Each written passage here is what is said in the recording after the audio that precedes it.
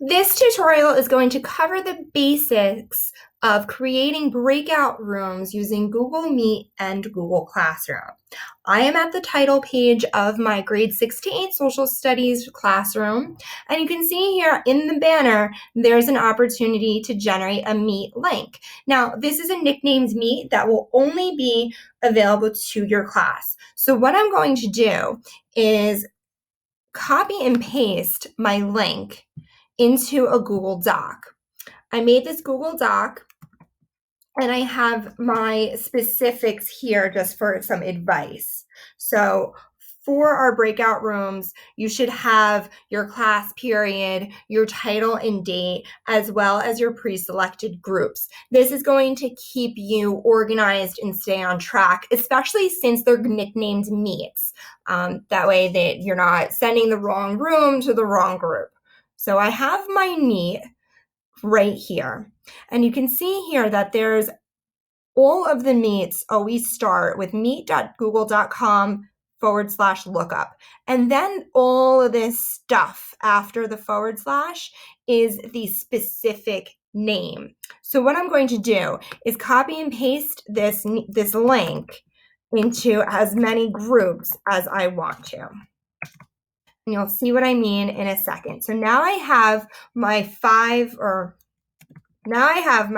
groups. I'm going to give them all names, okay? You can do 2 breakout groups, you can do 10 breakout groups, whatever you want to do. I'm copying my address and I'm going to select the insert link icon, okay? I'm going to call this, for lack of a better word, breakout room, breakout 1.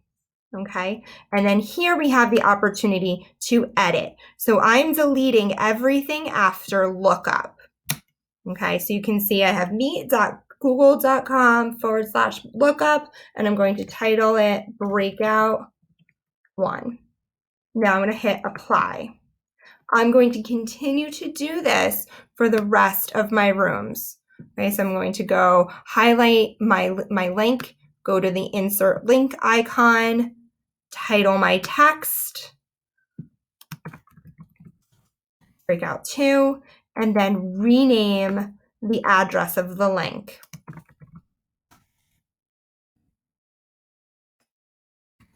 Okay, this is creating nicknamed meets, and we're going to create 5 of them. So just bear with me. I want to do it right. I'm going to call this breakout 3, and then again, change the address at the bottom. You can add more information as you go. You can select your classes. Maybe not like that. I would do maybe some bullet points. This is going to be Carlo, Vanessa, and Sergio. And then breakout 2 might be Anthony, Carly, and Marcus. You know what I mean? So this way you have more information here, because I'll show you what we're going to do with Classroom with getting these rooms out to the students. So I'm just going to keep on creating my meets.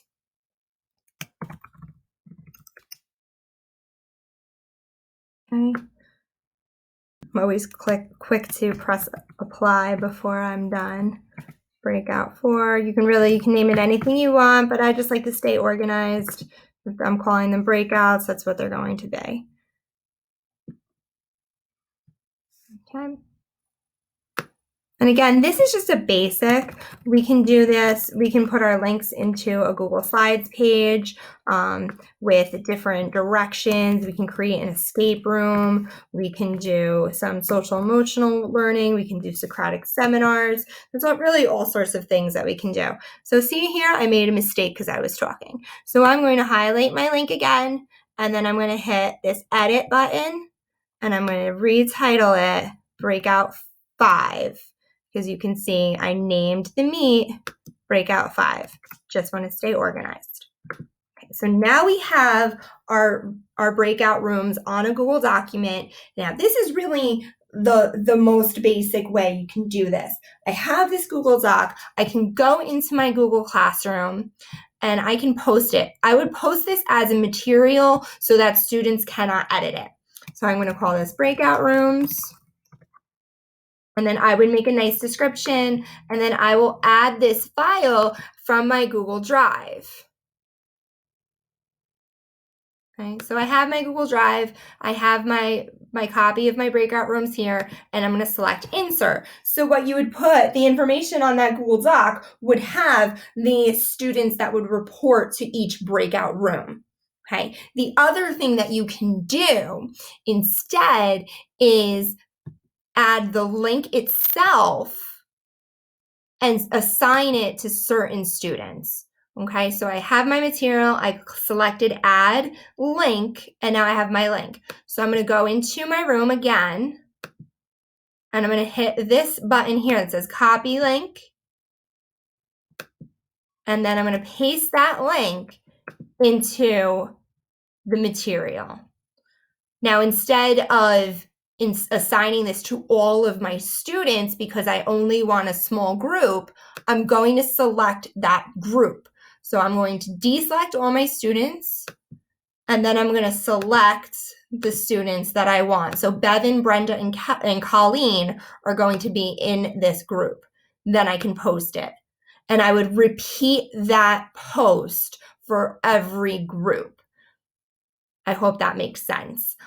So you can do that one of two ways. You can either post the whole document to everyone, or you can assign it to individual students. So I hope this helps. There will be more to follow. This is getting started with breakout groups in Google Meet.